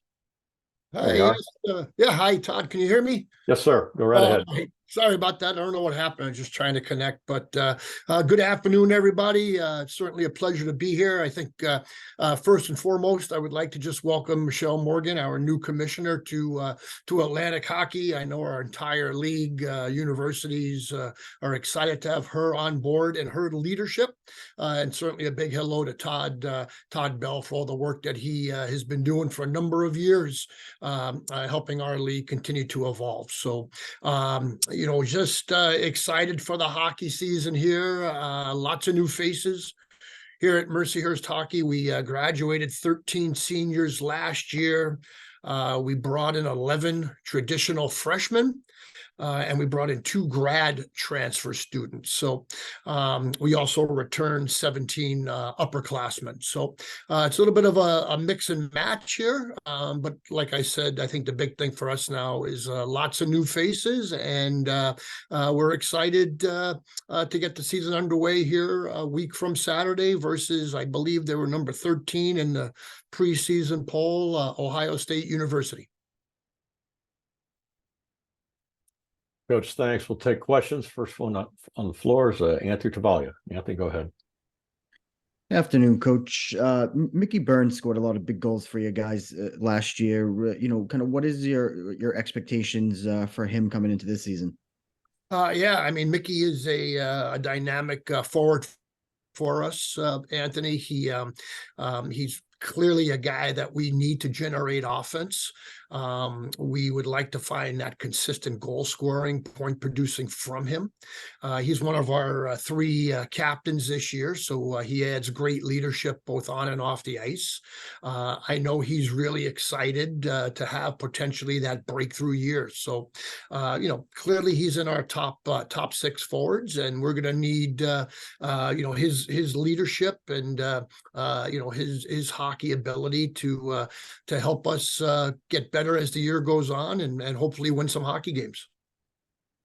Coach, you mentioned this as we were bringing you on, but you coached in your 1200th game at Mercyhurst last year, and only 3 guys have coached that many games at one school, and you're closing in on 600 wins with the Lakers. What do milestones like that mean, and what's that say about what coaching at Mercyhurst? Yeah, I'm old, Todd, is probably the biggest thing that it says. But no, it's been a great run. I mean, it's interesting, and you and I, Todd, have talked a little bit about this, but it doesn't really seem like it's been 36 or whatever, 37 years at the same school, or 1,200 games behind the bench, or how many wins. But until I say it, and then it's like, wow, that is kind of a long time. So, it's just kind of how it worked out. But obviously, I love Mercyhurst University. It's been a tremendous place to me and my family. I believe in what we're doing here, our school mission, our administration. I just think it's a tremendous place to get an education, a tremendous place to grow socially, and a tremendous place to play athletics, whether it be ice hockey or any other of our 24 sports. So, I feel like I've been blessed. And looking forward to, what this next year holds. You've obviously been in Atlantic hockey since the beginning. How has the league changed since we started playing 21 years ago? Well, it's changed in a sense, Todd. And I knew this would happen. It's harder to win. Winning every night is really, really hard, really, in any league, any sport, I suppose. But I just think Atlantic hockey, the way the teams are built, the job the coaches do, the student athlete today, the kind of student athlete that we can get in Atlantic hockey, it's a battle every single night. The league has been, I think, tremendous. I mean, I go back to last year. as recently as last year. We lost 14 one-goal games. 9 of those came in overtime with 3-on-3, and it's just so hard to get over the hump, and when you can get over the hump, you realize that you have a pretty good team, and you realize that things are going your way, because you're starting to really beat some very, very good hockey teams. But I think the thing about Atlantic hockey is just how competitive it is, and I'm sure you've heard this a lot today, from top to bottom. I mean, we were picked to finish 9th, I believe, in the conference, and I totally understand why the coaches put us there with what we graduated and the kind of youth we have. But I've been around these guys here since the middle of August, and I see the makings of a pretty good hockey team here. So we'll see. We'll see how this whole thing plays out. But our goal is to find a way to get a good start this year, and hopefully find a way to keep getting better every year, every day. Good. Question from Ken McMillan. Ken, go ahead. Hey, Rick, Ken McMillan from Times Herald Record. Rick, since you've been around for a long time, can you just talk about the evolution of the league from MAC hockey days to now? And how important is it for, I don't know, sort of a cyclical finish for teams? In other words, it's not always the same teams at the top every year, that everyone sort of had a taste. Yeah, Ken, hey, it's good to hear from you and whatnot. It's been a long time, but you're absolutely right. So I think what I was trying to say and trying to be respectful of it, when Mercyhurst was really, really good, it was easier for us to win. And whatever that was, it was. But a Mercyhurst team could go and play, back in the MAC days, the early part of Atlantic, and play okay and still find a way to win hockey games. That has not been the case for a long time. If Mercyhurst wins a hockey game, we've played very, very well. And we've beat a very, very good hockey team. And now, as you know, the parity in our conference from top to bottom, I've said for years, and we've even seen this now, that a 7-8 seed in the playoffs, maybe even a 10-11 seed going into playoffs, has every bit the chance to win the Atlantic Hockey Playoff Championship and get that automatic bid as the number 1 seed does. I mean, it's that tight. And again, like I said, I just go back to last year where 14 one-goal losses. I think it put us in 7th place or something like that. And then we lost 2 one-goal games at RIT, late goal the first night and an overtime goal the second night. But again, I just think that's the parity of our conference, and RIT obviously is a great program, and obviously picked to finish first again this year. But I really don't think anybody is safe in those standings. And I really think anybody could win on any given night. And certainly when it gets to the playoffs, it's a whole different animal. And I think you could see what Holy Cross did last year. We played Holy Cross early last year, I think in October at Holy Cross. And I think we won 2 one-goal games. We were on the right side of it then. And I can remember coming away from this, and I told Billy Riga, that, they were going to be really, really good. You could just see they were going to be really, really good. And obviously they came within a whisker of winning the whole thing. So again, that's our league, and I think it's just going to be the exact same thing this year, if not tougher. Okay, we have time for one more question. It'll be Chris Lurch from the CHO. Chris, go ahead. Hi, Coach. Good to see you. From a goaltending standpoint, you've got Owen Say back. He played a lot for you, especially early. He was on the all-rookie team. Is he your presumptive starter, or are the other guys challenging him? Yeah, no, we like all 3 goalies, and Chris, good to see you as well. But Owen Say is our guy, right now. We're very, very confident in him. He's looked very, very good. Simon Bouchelier comes in as a freshman, a guy that was a goalie of the year in the North American League last year, looks outstanding in what we've seen so far. And Matty Lenz is a veteran who's played on and off since he's been here at Mercyhurst. So, but to answer your question directly, Owen Say is our guy. The plan right now is to have him start against Ohio State here a week from Saturday night, and hopefully he runs with it. All right, Coach, thank you for your time. Appreciate you joining us today, and we'll let you go. Okay, thank you.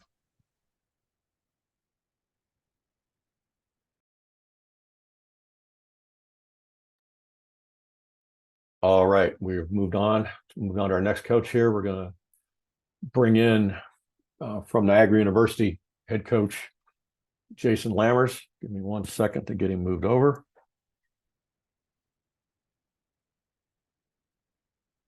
All right, Coach, you're on. Thank you for joining us. I ask you to turn on your camera and your mic and give us an opening statement, and then we will take questions from the room. Yeah, well, I appreciate that, and awesome to be here, and just super excited to have the opportunity to be the leader of the hockey program here at Niagara University. Really think this is a special place and a special area, and excited about what we can do as a program and in our charge as a university to be regionally dominant and nationally prominent.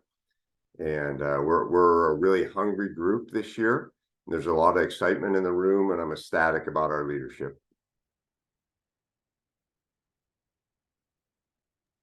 You talk a little bit about that leadership group that you have coming in this year. Yeah, we've got 2 guys, Jay Ahern and Olivier Gauthier, that right now are Jay's our captain and Olivier's our assistant captain. They've got a wealth of experience. Like I mentioned, their mentality is hunger. They're really excited about our team and where we're at. They feel like we're in great shape. Really excited about the growth that they've seen and the commitment to our uncommon culture, and excited about how we play and what we do. Okay, we have a question from Oliver Francis from Seymour Sports. Oliver, go ahead. Hey, Coach. How did the start you guys had against Omaha sort of propel the group you had last year? And then are you kind of looking for something similar given who you open up against this year? Yeah, I appreciate that question. I thought it was an awesome start to the year. I thought that solidified a lot of what we do, why we do it, and how we do it when we had those wins against Omaha. Gave our guys incredible confidence and definitely carried on throughout the year and really created a lot of excitement within our team and in the community here. Every year is a new year and a different year, and so what we're focused on right now is winning today. I thought we did an awesome job today, and we're not worried about the future, looking back on what we past successes and all the successes that we've had here. So it's just about us and being present right now. Okay, next question, Chris Lurch from USCHO. Chris, go ahead. Hi, thank you, Coach. You lost a experienced goaltender in Chad Veltri, but you picked one up in Jarrett Fisk. How's that been going for you? Yeah, we're really excited about Fisky. He's been phenomenal since he's been here. He's got a dynamic personality and uber competitive nature, and we're excited for what he is and how he plays and why he's here and his determination and what he hopes to accomplish as well this year, and then marrying that with our team success. Another question from Anthony Travaglia. Anthony, go ahead. Coach, you really were able to spread out scoring last year. You had a lot of different guys who were able to put the puck in the net. How do you replicate that again this year, to make sure that you are getting that secondary scoring, and timely scoring from up and down the lineup? Yeah, that's a real priority for us. So I appreciate you asking that question. We actually feel like we have more depth this year, so we're excited about working to help guys get from 5 goals to 7 goals, from 7 goals to 11 goals. That's a priority for us, as well as getting our D core more involved in the offense. So that's something that we took some time this summer and really studied and put some work into, and we're excited to see that translate into our team. In terms of how we do that, it's a daily process. It's our guys getting into uncommon physical shape. It comes with confidence. And then we have a special sauce here that we use to really develop guys in their individual attributes and skills, especially around the net and how they score.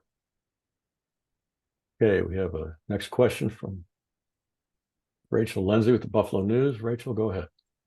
Hi, Jason. Thanks for joining us this afternoon. You had some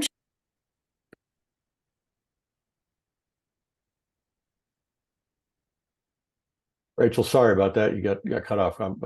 Please, want to start your question over there. Okay, I'll start again. Jason, you've had transfers come in, you've had roster turnover.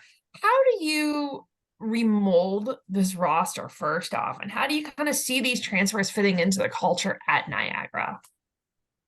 Yeah, so this is college hockey. This is college athletics, right? There's no this is what it is. Colorado, and Coach Prime down there in Colorado showing everybody how it works. Our basketball coach had a meeting here at the end of the year. He had 3 guys in the meeting. Everybody else was in the portal. I actually think the year before we didn't have anybody. We were one of only 2 teams that didn't have anybody in the portal. So we're not worried about it. We just really believe in our culture. I believe we have the best culture in the country. And that's because of the investment that our team and specifically our leaders put into it. And we realize that this is a collaborative effort between the coaches and the players. And we really believe that you'll see that take place. So there's no concern or worry. It's what we do here.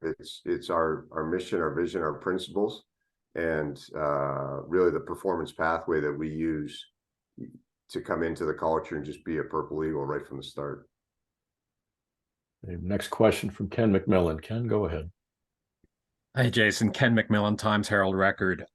Based on your last answer, do you believe the transfer portal should be curbed, limited somewhat? And secondly, I know this question's out of left field, but is there still an East-West rivalry in Atlantic hockey as far as like Western New York versus, say, New England? Yeah, the portal is. I don't have an opinion on it. It is. It doesn't matter what I think. It's more important about what it is, and I think we're all seeing what it is, whether it's hockey, basketball, football, soccer, baseball, whatever sport you want to focus the spotlight on. You're seeing how it works and the pros and cons of it. I always use Joe Burrow as an example. He was the 5th or 6th quarterback at Ohio State, transferred to LSU, starter, does great. It's worked out well for him. So portal's here to stay. It's not going anywhere. And then in terms of an East-West rivalry, not really. I think like Coach Gotkin, I heard the end of his before. It's so tight that every game matters, every point matters, every minute matters. I don't see a ton of rivalry or anything. It's so close that every game is like the Super Bowl here. Hey, Oliver Francis from Seymour Sports, you're up. Hey, Coach. When it came to getting Jarrett to come to Niagara, how competitive was his recruitment, and what was your pitch to him? Yeah, he's familiar with what we do, obviously from being in the league, and it was really magnetic on both sides of just the relationships that have been built over time, and people that know people that know people that know people, and so it was quick and it was fast, and we're both really excited about where it's at now. Okay, Coach, thank you for your time today. We'll let you go. We appreciate you joining us. Yeah, I just want to thank everybody on the call. Just really appreciative of what you do for college hockey in general, and then for our league. I think our league is an undervalued stock, and it's people like yourselves and your passion for our league that are going to help elevate not only the league but the programs within the league. So I'm really passionate about my support for you guys and everybody on the call. And at any point there's anything I can answer or you'd like to reach out, we'd love to do it again. And again, a real heartfelt thank you for what you do. Thanks, Coach. Have a good day. Thank you.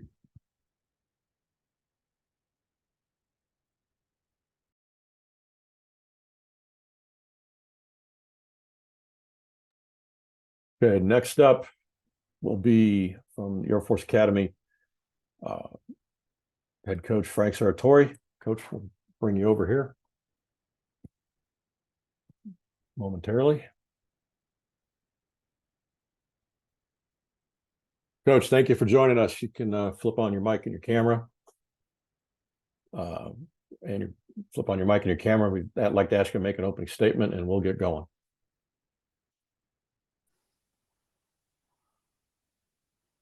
Go ahead, Coach.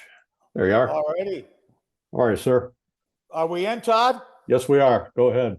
All righty. Well, I guess I have to start out by congratulating my old buddy Wayne Wilson on winning the preseason poll. I hope he's got a big fat bonus for that. It's time pretty close to stop celebrating that championship and start pursuing another one. I guess in my opening statements, I've got to give a shout out to college hockey. College hockey's never been deeper, older, or better. It's never been. And I've been doing this for 100 years, and it's awesome right now. The product that we put out in Division I college hockey. Hey, over 1/3 of the players playing in the NHL right now are products of Division I college hockey, and so that says it all in a nutshell. And Atlantic hockey mirrors that. Like our league has never been deeper, older, deeper, and better than it is right now. Obviously, we didn't have the type of season that we wanted to have last year, and some of that's on us, but also some of that is the changes in the landscape, and things just continue to get better and better. The depth of our league, the changes, the transfer portal, the stacking of money, the COVID fifth year, it's enabled all the traditional schools for the most part, to get deeper, to get older. And it's made things especially difficult on the service academies. The rest of the schools have got a pocket full of mulligans. We don't have any. We have to do it the old-fashioned way. And last year didn't go as planned. And we can't whine about this or that or the rules, because overall it's helped college hockey. We are a much better product now than we were a few years ago. Whether you like the changes in the rules, the landscape or not, the facts is the product has gotten much better. Army and Air Force have to do it the old-fashioned way. Like I said, we got no mulligans in our pocket. We don't have our guys for a fifth year. We can't. It's really hard to bring in transfers. Those are the rules that we have to play with. So we have to be really good on the front end. We have to bring in the best players we can on the front. Hey, we can't bring in players at Christmas, where some schools, if they're in a bind, they can do that. Like, we can't do any of those things. So we have to be really good on the front end. We have to bring in the best players we possibly can. We've got to develop those players. And then, we've got to compete at a higher level. Our compete level has to be at a higher level than our opponent is on every given night. And if we do those things, good things are going to happen. Luck will favor us more times than not. I guess that's all I have for an opening statement. Good, Coach. Thanks. We're going to go to questions. First up, Anthony Travaglia. Anthony, go ahead. Coach, Ethan Elric is a freshman coming to you this year after a really good season in the BCHL. What have you seen from him early on here in practice that has you excited? You know what? I don't really know what we have. I think our depth this year is really good. Actually, our depth's been good for a couple of years. I really don't know what we have, but we got a lot of it. And Ethan, it's a very fair question to ask me about our freshmen or to ask Brian about his freshman. But the facts are, like, we don't get those high level NHL draft choice or the next level player below. When you're talking to a service academy, it's more what do you have coming back? Because people will oftentimes ask me, okay, how do the freshmen look? And I'll tell you, I'll tell you in 2 years if they're still here. This is a different program, and it's a tough program. And at the service academies, if you're counting on your freshmen and sophomores, freshmen for the most part, to lead you to the promised land, you're in a lot of problems. Yeah, you got a lot of problems. You look at our football team right now, and our football team, we got a terrific football team. And if I could ask any of the media people, who's your favorite freshman, they'd have no idea unless they were going to practice and watching, the third team practice, because they just don't play. So to answer your question about Ethan Ulrich, he's here and he's out there and he's competing hard and he looks okay. But just like the rest of our kids, he's got to continue to compete. He's got to get in the weight room and get stronger. And ultimately, like I said, it's all about what we have coming back. And we have 9 seniors coming back, and that's more important than anything that we have coming in. We have a large freshman class, and that freshman class will be called upon, to support, our veteran group. But make no mistake, here at the service academies, it's what we have coming back. Is that to say a freshman isn't capable of coming in and having a great season? Yeah, they are. But but you can't go into the season, wishing and hoping for that. Hope's a great breakfast, but it's a lousy dinner. Next up, Ken McMillan. Ken, go ahead. Hey, Frank, Ken McMillan, Times Herald Record.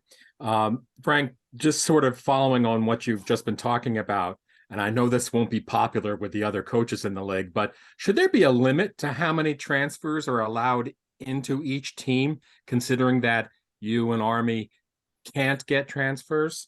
And also, should there be more of a national hockey TV presence?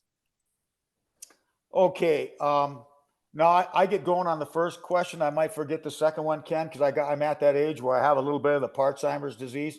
But on the first one, in regards to limiting transfers, this and that, like first of all, I'm not the NCAA. I have no aspirations to be any part of the NCAA. Whether I like what they've done and what they've implemented, it matters not. I have no control over that. And as far as our opponents go, our opponents are doing nothing wrong.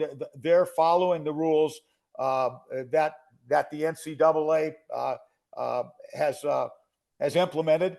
And what I feel, what I like. First of all, the NCAA, no, they're not going to make any decisions just because we have to make it right for the service academies. I don't think they give a rip.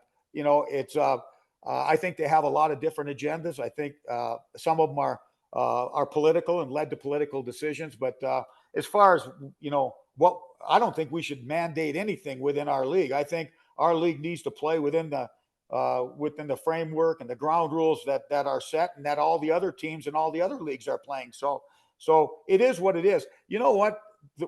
The rules are the rules. The NCAA put those forth, and it's right now I look at it. Whether Brian and I like it or not, it's up to us to reconfigure our mousetrap and figure out a way to survive. That's how I look at it. And the question about the national TV presence, you said the college hockey has never been stronger. Could there be a stronger national TV presence for college hockey? Well, I think there could be. Like, again, I don't know how to navigate those things. I'm the coach at Air Force. I'm not the head of College Hockey Inc. I'm not Joe Britannia even. Do I think there should be? I think we have a terrific product, a very entertaining product, and at least in our building, our fans appreciate and recognize that. For the most part, like our ticket sales, again, an Air Force team that finished in last place last year, and our season tickets are going like hotcakes. To be honest with you, we don't have many tickets left, so we're blessed in that regard. Coach, believe it or not, your 10 minutes are up. Thank you for joining us today. We're going to give you the rest of your day back. Thank you. Thank you. Thanks for having me.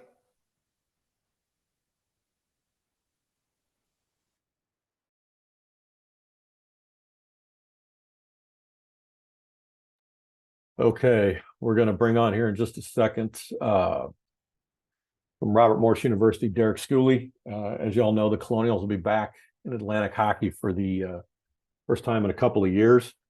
And we're excited to have them back in the league and have Coach Schooley back at Media Day with us. Coach, you want to pop your camera and your microphone on? There you are. Like your choice of shirts today. Like to ask you to make an opening statement, then we'll take questions. Thanks, Todd. I'd like to say, first of all, I miss this. It's been an interesting last 2 years, one that I've seen myself go undefeated, but also no wins. But we've had one big win, and that's getting Robert Morris hockey back. And we've used the slogan, "We're back." And to quote my daughters, who are Swifties, it's been a long time coming.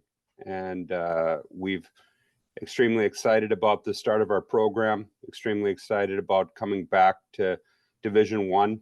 And we got a great group of 29 student athletes that know the history and know where Robert Morris hockey's been. And they've made it their goal to try to get us back to where Robert Morris hockey has been. And very appreciative of all the donors, all the support from the Board of Trustees to the City of Pittsburgh, to our athletic department, to our new president, Dr. Michelle Patrick, our athletic director, Chris King, that have allowed us to get to this point. And we're extremely excited for October 7th. We've got a lot of changes to our arena, locker room, a lot of upgrades, and it should be fun. And like I said, it's been a long time coming.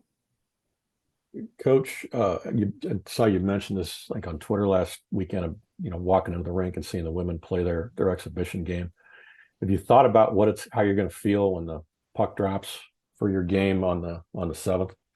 Well, I was crying like a baby. I had tears in my eyes, and I get tears in my eyes thinking about it, walking in and seeing the warm-ups go on. And, I saw our women's coach right away, and basically got emotional. And to say what we've been through the last couple of years and finally having hockey back here at Robert Morris has been tremendous work, but rewarding that we're back. And I didn't even, like I said in my tweet, or my post, I guess you call it now, I hadn't even got to the point that my daughter was on the ice and got that emotion yet. So it's going to be fun. It's going to be emotional. I'm sure there'll be a few tears of joy, but it's when the puck drops, it becomes hockey again. I just hope I haven't forgot how to coach. Okay, thank you. First question from Anthony Travaglia. Anthony, go ahead. Coach, you have a very freshman-heavy roster, but on the back end in net, you got two guys who have that college experience, college hockey experience. How important was it to have that veteran presence in net to kind of build the team from the net out? Well, that was something that we took was a priority of ours to get a veteran presence, and to be able to get Chad Veltri, who was hockey commissioner, goalie of the month last year, and to have played 100 games. Interesting fun fact, Chad was the goalie of record in our last win and our last loss for Niagara. And to be able to get somebody that with that kind of experience we're very fortunate to have him want to play his 5th year in his hometown of Pittsburgh in front of his family and friends. And I really believe that we've got, just like many other coaches believe that they've got the best goalie in the league, I think we do. And to be able to start there, and then to add Francis Boisvert, who has got a lot of experience playing at St. Lawrence as another 5th year as a backup, couldn't have asked for anything better. And 4 transfers on D. One from Providence and Luke Johnson, who's wearing a letter. Mitch Andres from Boston College is wearing a letter. And then you've got Cade Townend, who everybody in Atlantic hockey knows. He had 15 points in Mercyhurst, and Trevor Ladon gives us a great core to start the back, from the goal out. That's for sure. Good. Next up, Chris Lurch. Chris, go ahead. Hi, Coach. Welcome back. Thank you, Chris.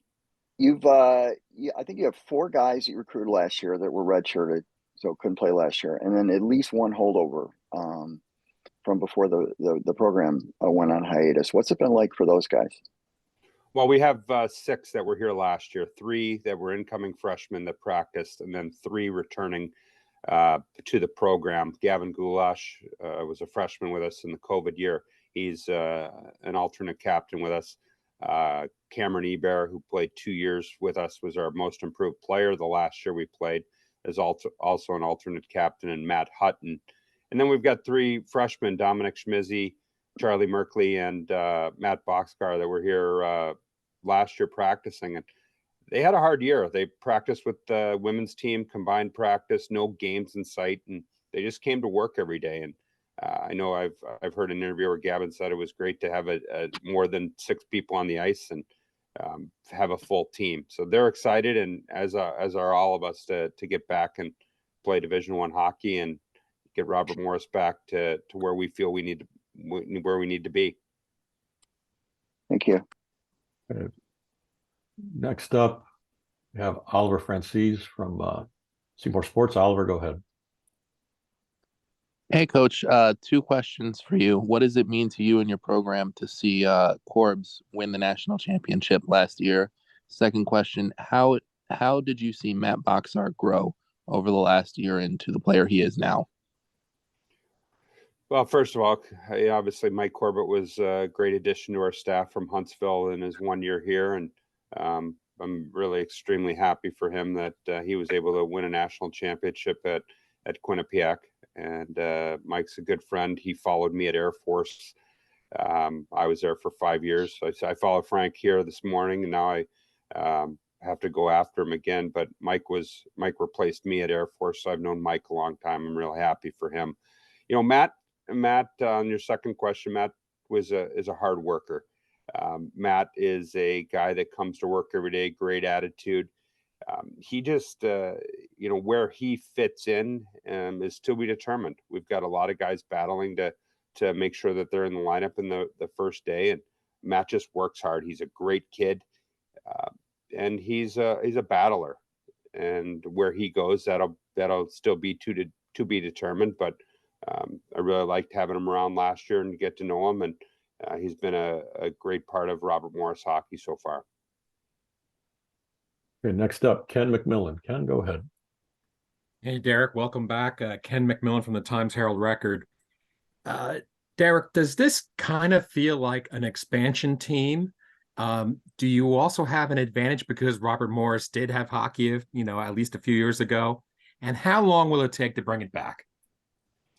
Well, we were picked 10th out of 11 teams. We think that we've got the ability to challenge for a first round bye. We've got experience, we've got depth, we've got a little bit on the high end with 10 transfers, and then 16 players that haven't played college hockey, and then 3 others that have. So do I feel that it's going to take a while? I don't know if it is. I think that's the neat thing about doing it a second time is we've got the ability to turn things around a lot quicker than having all just freshmen. So that's the, kind of where we're at. We've got a lot of belief in our room. We believe that we've done a lot of work on our culture with our goals, our standards, and our priorities. And hopefully at the end of the day, we'll have dive right back in it. And I've heard all your questions about the transfer portal when I was on here, Ken. So I think that's the nature of the business. We used the transfer portal to our advantage this year. I loved it this year. I may not like it in the future if I lose players, but as far as being an expansion, we haven't looked at it that way. We looked at Robert Morris hockey's just back and took 2 years off and starting some of the same things, but also it's a new team and a new group of players. Coach, thank you for your time today. We'll give you the rest of your day back, and good luck in your opener on the 7th. I appreciate it. Thank you, guys.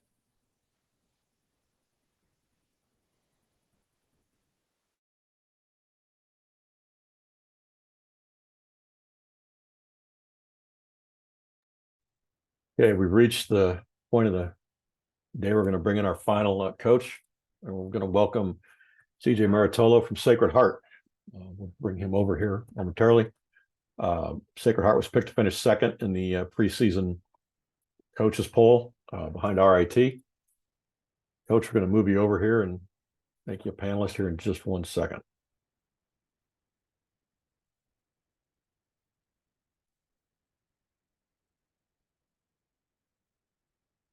All right. Okay, Coach, you're on. If you could turn on your camera and your microphone, we'll. Yeah, I There you are. I There you think are.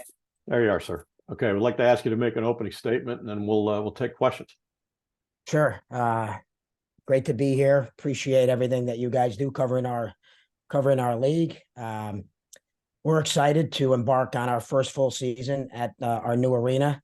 Feel we have a really strong group of young men that have been working really hard over the past few weeks. As we prepare for what we know is going to be a really hard Atlantic hockey regular season. And, we've sprinkled in some really competitive teams, non-league games. So our guys are chomping at the bit to play against another colored jersey. I'll tell you that right now.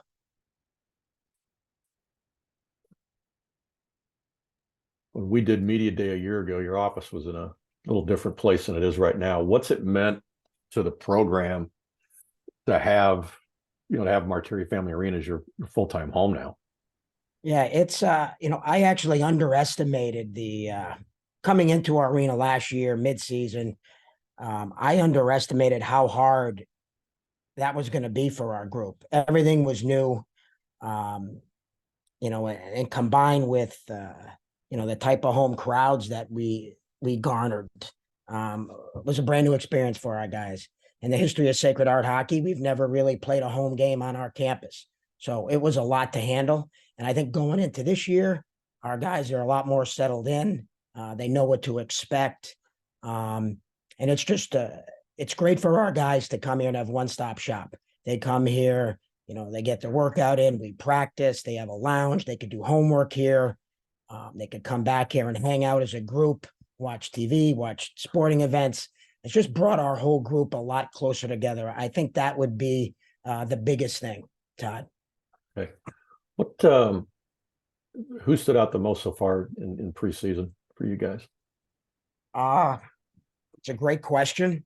It's hard to tell when you haven't played against anybody but yourselves, but I've been impressed with Chase Clark so far. He's come in here and I've noticed him a lot in practice. Okay. All right, we got a question from Ken McMillan. Ken, go ahead. Hi, CJ. Ken McMillan from the Times Herald Record. Hi, Ken. CJ, tell us about your team this year. What do you like about this group, and how close do you think you are to, challenging for this title? I like our team chemistry.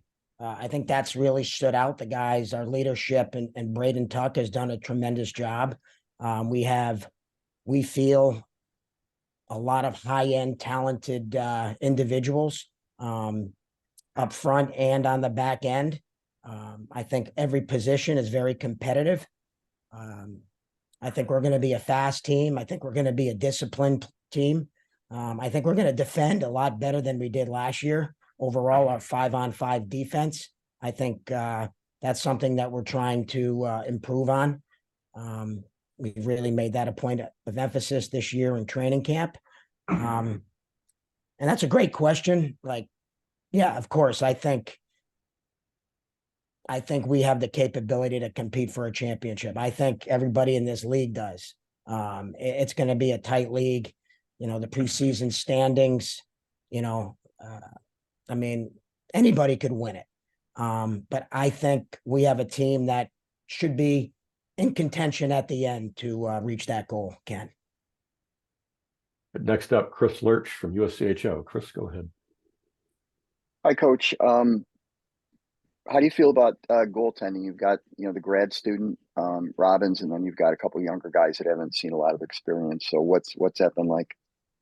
Yeah, they've been really pushing each other. I see a real friendly competition going on. They're on the ice early together, working on things. They're helping each other, especially when we have scrimmages or small games. I think they're bringing out the best in each other, which is what more can you ask as a coach, is that they push each other to be better. And I think that's what we're seeing right now, Chris, play out in front of us. Next up, Eric Dobratz. Eric, go ahead. Hey, CJ, how are you? Good. Hi, Eric. How are you? Good. We were just talking about the new arena, but can you just, now that you can reflect a little bit, how hard were the last couple of years? I mean, there were stretches where you weren't home for a long time due to commitments that the arena had, whether the circus was in town, or how did you keep it all together? And looking back at it, how hard was it? I mean, all the credit goes to the players. Looking back on it, it's funny. We were talking to a few guys after practice last week, guys that have been here, about how we got dressed at Webster Bank, then now Total Mortgage, but couldn't practice there that day because there was a truck pull event. Got in our cars, drove over to Wonderland, practiced there, got back over to, Total Mortgage Arena, changed, showered, got in the cars and drove over to the Pit Center to get a workout in. Like, that's a lot. And then you combine that with going to school and having a social life. So all the credit goes to them.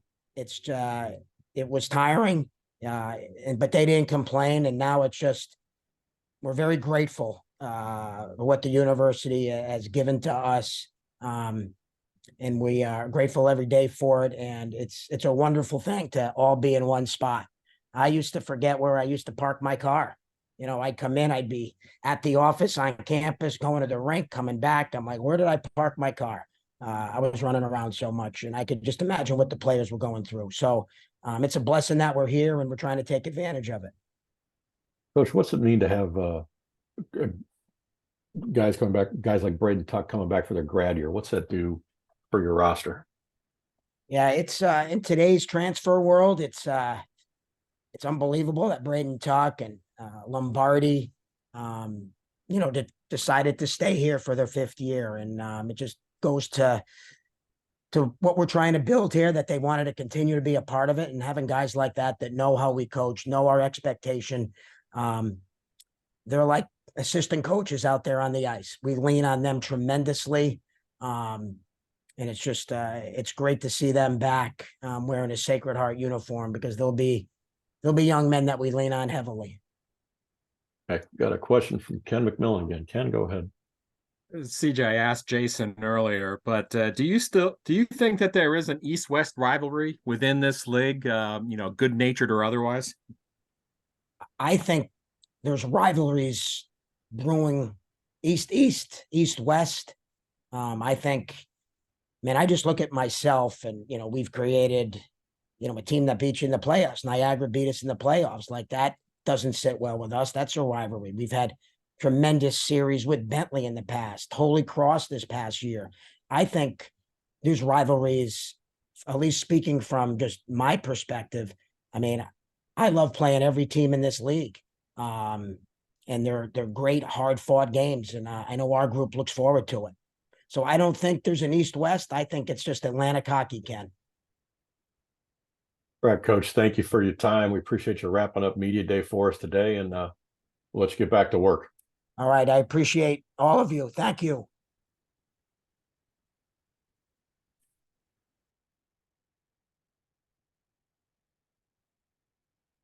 All right, that concludes Atlantic Hockey Media Day for 23-24.